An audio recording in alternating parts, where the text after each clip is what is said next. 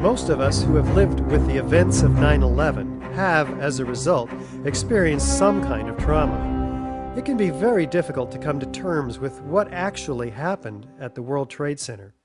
In fact, someone told me recently, "I wouldn't believe what you're telling me even if it were true." Our petition signers with psychological expertise have stepped forward to offer their insight.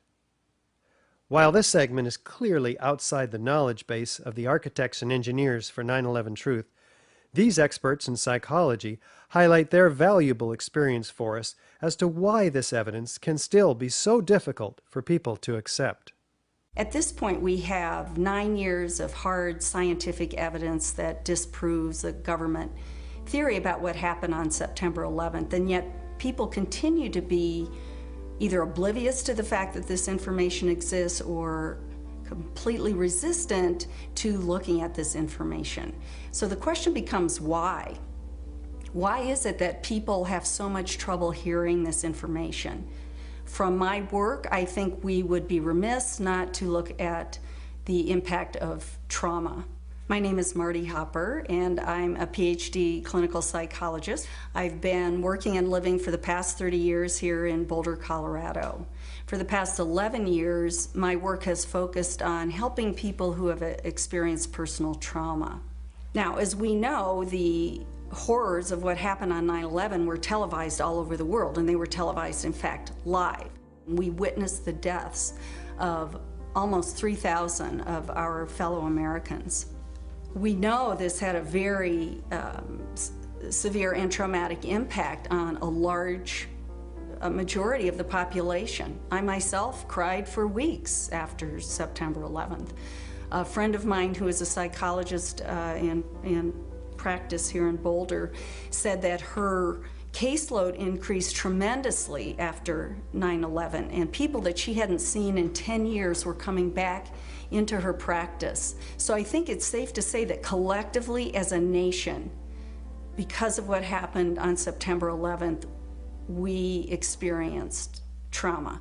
I'm Fran Schur, and I have a master's degree from the University of Colorado. I've had a private practice as a psychotherapist and as a licensed professional counselor for about 20 years. Why do people resist this information, the information that shows that the official story about 9/11 cannot be true? What I've learned is that as humans, each of us have a worldview, and that worldview is usually formed in great part by the culture we grow up in. When we hear information that contradicts our worldview, social psychologists call the resulting insecurity cognitive dissonance. For example, with 9/11, we have one cognition, which is what the official story of 9/11, what our government told us, what our media repeated to us over and over, that 19 Muslims attacked us. On the other hand, we have what scientists, researchers, architects, engineers are now beginning to tell us, which is that there is evidence that shows that the official story cannot be true. So now we've lost our sense of security. We are starting to feel vulnerable. Now we're confused. 9/11 Truth challenges some of our most fundamental beliefs about our government and about our country.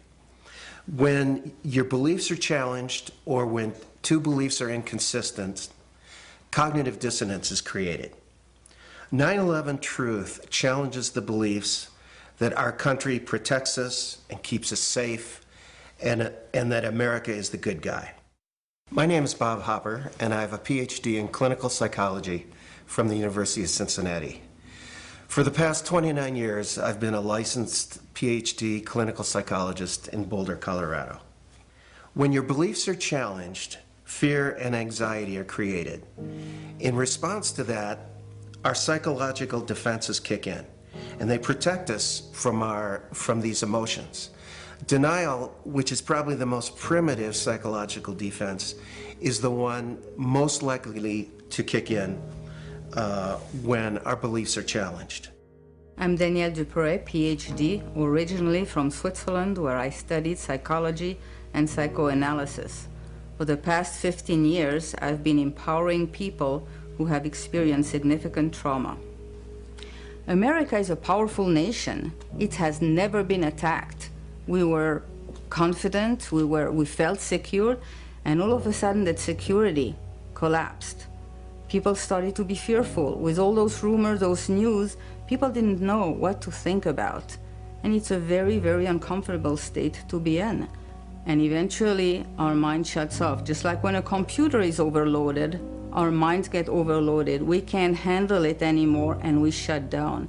It's easier to deny it and move on with our lives. What some of us will tend to do is deny the evidence that's coming our way and stick to the original story, the official story, and to try to regain our equilibrium in that way. Another thing we can do is decide to look at the conflicting evidence and be sincere and be open-minded and look at both sides of the issue and then make up our own mind about what reality is. I'm Dorothy Lorig. I have a master's degree in counseling psychology from the University of Colorado, and I've been practicing reevaluation counseling for over 16 years. If we can think of our worldview as being sort of our mental and emotional home, I think all of us will do just about anything to defend our homes, to defend our families, and so I see that with people, and I saw that with myself when my brother tried to talk with me about it, of don't mess with me, don't mess with my home, don't mess with my comfort with how things are. And about a week later, I read a lengthy article by Professor Griffin about why he believes the official account of 9/11 cannot be true.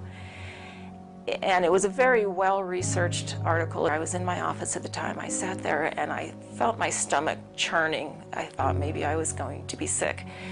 And I leaped out of my chair and ran out the door and took a long walk around the block, around several blocks, and just broke down. I understand now that what was happening was my worldview about my government being in some way my protector, almost like a parent, had been dashed, and it was like being cast out into the wilderness, I think is the closest way to describe that feeling. And I sobbed, felt like the ground had completely disappeared beneath my feet, and I knew at some point during the walk that I knew that I was going to have to become active in educating other people about this, that for me to retain any sense of integrity, I was going to have to take some action. I couldn't just let something like this go. Many people respond to these truths in a very deep way. Some have a visceral reaction like they've been punched in the stomach. To begin to accept the possibility that the government was involved is like opening Pandora's box. If you open the lid and peek in a little bit, it's going to challenge some of your fundamental beliefs about the world. Well, here are a few of those spontaneous initial reactions to hearing the contradictory evidence about 9/11. I don't want to know the truth, or I'd become too negative and psychologically go downhill. I'm not sure I want to know. If this is true, then up would be down and down would be up. My life would never be the same. Fran, I refuse to believe that many Americans could be that treasonous. Someone would have talked, but these are beliefs. They are not scientific facts, but these beliefs do keep us from looking at the empirical evidence. I'm David Ray Griffin. I taught philosophy of religion and theology at the Claremont School of Theology and Claremont Graduate University. I published about 35 books in my field, but then starting in 2004, I started publishing about 9/11, and since that time I have published 10 books about 9/11. You have empirical people who will simply say, look at the evidence, and if it's convincing, I will change my mind. Other people are paradigmatic people. They have a paradigm. They say, this is the way the world works, and I'm convinced this is the right way the world works. 9/11 doesn't fit into that paradigm. So I don't need to look at the evidence. It's paradigmatic. And then there is a third type of person that we often call wishful thinkers. I call it wishful and fearful thinking. So they simply will not believe something that they fear to be the truth. And I found that maybe to be the most powerful factor of people rejecting 9/11 truth and not even entertaining the evidence. So whenever we say, I refuse to believe, we can be sure that the evidence that's coming our way is not bearable and that it's conflicting with our worldview much too much. Denial protects people from this kind of anxiety. As I thought about all of these responses, I realized that what is common to every one of them is the emotion of fear. People are afraid of being ostracized, they're afraid of being alienated, they're afraid of being shunned, they're afraid of their lives being inconvenienced, they'd have to change their lives, they're afraid of being confused, they're afraid of psychological deterioration, they're afraid of feeling helpless and vulnerable. And they're afraid that they won't be able to handle the feelings that are coming up. None of us want to feel helpless and vulnerable. So we want to defend ourselves. And the way we often do that is with anger. So then we become angry. And when we become angry, then we become indignant. We become offended. We want to ridicule the messenger. We want to pathologize the messenger. And we want to censor the messenger. So how can we overcome this resistance and denial? The first thing is to meet people where they're at. One thing is that we need to raise people's awareness about this through what I would call gentle dialogue and gentle questioning. My name is John Freedom. I'm a counselor in private practice here in Tucson, Arizona, which I've been for the past 20 years. I hold a master's level certification in NLP, which is neuro-linguistic programming. So it doesn't work to challenge people's belief or immediately tell them, I know the truth about 9/11, but a good way is to ask questions, ask open-ended questions, and lead them into a dialogue and discussion about it. Healing comes through facing the truth, experiencing it, allowing the feelings to come in, so that if there are feelings of fear that perhaps these events were caused by something that we haven't thought about yet, dark elements within our society, for example, we'll let that come in and explore it. Let the light shine on whatever happened. This will be the most healing process. The Germans did this after their war. The South Africans did this after apartheid. Reconciliation through the truth is what is a deep path to psychological recovery from the myths and lies around which this historic event has been cloaked in the official view. I am Professor William Woodward. I'm trained in the history of science with a PhD. I also have a master's in experimental psychology. I've edited 4 books and published well over 20 peer-reviewed papers. I've taught for 35 years at a state university, University of New Hampshire. I think as a psychologist, to overcome our fear of the traumatic event with new information would be the best, healthiest route to our collective recovery from the trauma of 9/11.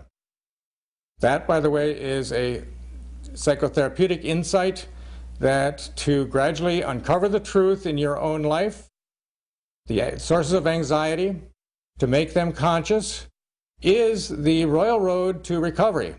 One of the ways to deal with the trauma is to find the answers. That's why I think it is of such importance to have a comprehensive investigation. To work together to expose what happened, regardless of where the evidence takes us. That's what we expect in our state government, law enforcement. I think that by putting science together with the law, we will have a psychological healing around the impossible cognition that has been produced on that day. I believe that to be the kind of country that we think we are, we have to face some of the things that are not as we think they are. I'm Robert Griffin. I am a licensed psychologist practicing in Pennsylvania for 25 years. I am a member of Psychologists for Social Responsibility, and I am past president of the Northeastern Pennsylvania Psychological Association. After World War II, part of the way that Jewish people honored the dead was by making sure that the truth was known and that the value of these people was respected. Not pursuing the truth about 9/11 disrespects the value of the life of the people that died. Thinking that we're above such things, that it could happen in other countries, but it couldn't happen here, that's a lack of humility, and that's excessive pride. And so not being able to see our dark side or our weaknesses is the most dangerous thing.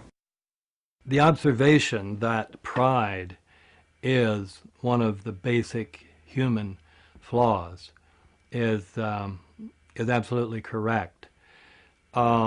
This is especially true for Americans because we for a long time looked at other nations and say, oh, they're in such bad shape, but luckily we don't have those problems. We don't have leaders who would do those things that were done in the Soviet Union, or done in Germany, or done in Japan, and on down the list. So this is a type of pride that Americans have. A feature of American history that makes us particularly liable to this pride is this notion that's called exceptionalism, that America is the exceptional nation. And that began from the beginning. As this country was formed, the people would say, well, there was so much evil in the European countries, so much cheating, so much lying, so much using the people for the ruler's purposes, but not in America.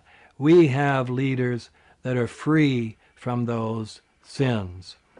So I think this has made 9/11 particularly difficult for Americans. Anyone can make mistakes, but our ideals and our principles get us back, on track. This is one of the defining issues of our time. So we need to understand that questioning is patriotic.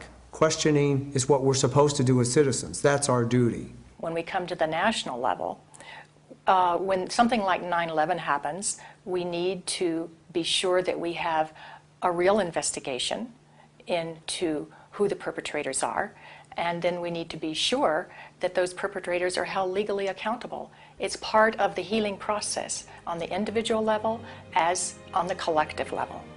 We need the truth in order to heal.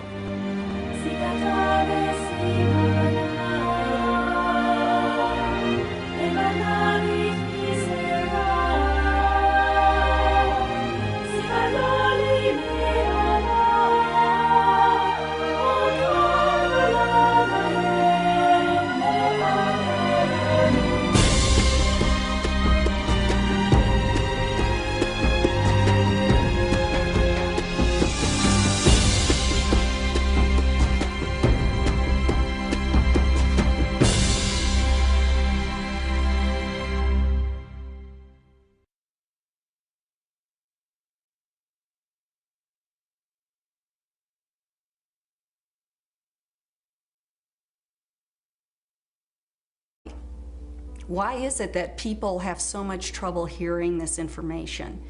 From my work, I think we would be remiss not to look at the impact of trauma.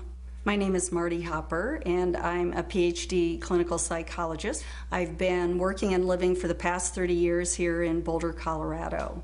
For the past 11 years, my work has focused on helping people who have experienced personal trauma. Now, as we know, the horrors of what happened on 9/11 were televised all over the world, and they were televised, in fact, live. We witnessed the deaths of almost 3,000 of our fellow Americans. We know this had a very severe and traumatic impact on a majority of the population.